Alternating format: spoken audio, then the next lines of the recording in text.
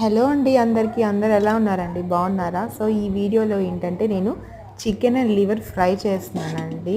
So ఈజీగా ఎమ్మీగా టేస్టీగా చూపిస్తాను. సో దానికోసం ఏంటంటే చికెన్ని లివర్ని కొంచెం సాల్ట్లో వాష్ చేసుకోవాలండి 2 టైమ్స్. తర్వాత వచ్చేసి ఆనియన్స్, కరివేపాకు, చిల్లీ, అల్లం వెల్లుల్లి పేస్ట్ రెడీ చేసుకున్నాను. ఒక కడాయి తీసుకొని అందులో మనం ఆయిల్ వేసుకోవాలండి. ఆయిల్ వేసుకున్నాక హీట్ అయ్యాక ఆనియన్స్ వేసుకోవాలి. ఇక్కడ కావాలంటే మీరు హోల్ గరం మసాలా ఇంగ్రీడియంట్స్ జీలకర్ర అన్న వేసుకోవచ్చు. సో నేనేంటంటే హోల్ గరం మసాలా పౌడర్ వేస్తున్నాను.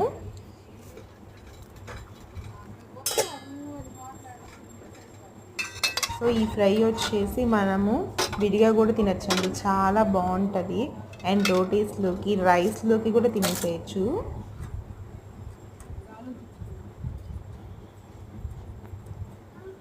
ఎప్పుడు కర్రీ కాకుండా ఇలా ఫ్రై చేసుకోండి, చాలా బాగుంటుంది టేస్ట్ అయితే.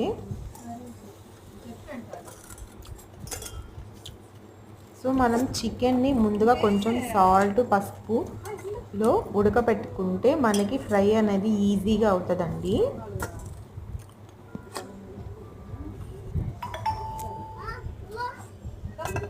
సో అందుకని నేను ఇక్కడ చికెన్ అండ్ లివర్ని తీసుకున్నాను.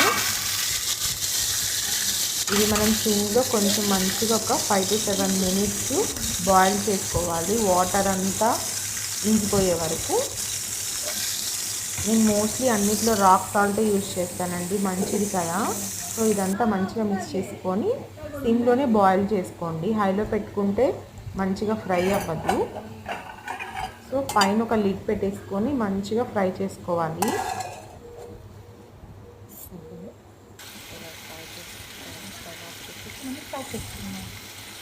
సో చూడండి ఇక్కడ వాటర్ అంతా మంచిగా డ్రై అయిపోయింది. మళ్ళీ అదే కడాయిలో కొంచెం ఆయిల్ వేసుకొని కరివేపాకు వేసుకున్నానండి. ఫస్ట్ కరివేపాకు వేసుకుంటే ఆ స్మెల్ అనేది చాలా బాగుంటుందండి. ఫైనల్గా మనకి ఫ్రై అయితే టేస్ట్ చాలా బాగుంటుంది కరివేపాకు. సో మనం ఇంకొంచెం ఎక్కువ వేసుకుంటే అది కరివేపాకు చికెన్ ఫ్రై అయిపోతుంది, అది కూడా చాలా బాగుంటుందండి. కరివేపాకు మనం ఇష్టపడదు కదా, సో ఇలా ఫ్రై చేసుకొని వేసుకుంటే మంచిగా ఉంటుంది. అండ్ కరివేపాకు తినడం వల్ల కూడా హెయిర్ అనేది చాలా మంచిగా ఉంటుందండి. సో కడాయి ఏంటి అలా ఉండిద్ది అనుకోకండి. సో ఆల్రెడీ మనం చికెన్ బాయిల్ చేసాం కదా, అదే కడాయిలో చేస్తే టేస్ట్ అనేది ఇంకా చాలా బాగుంటుంది.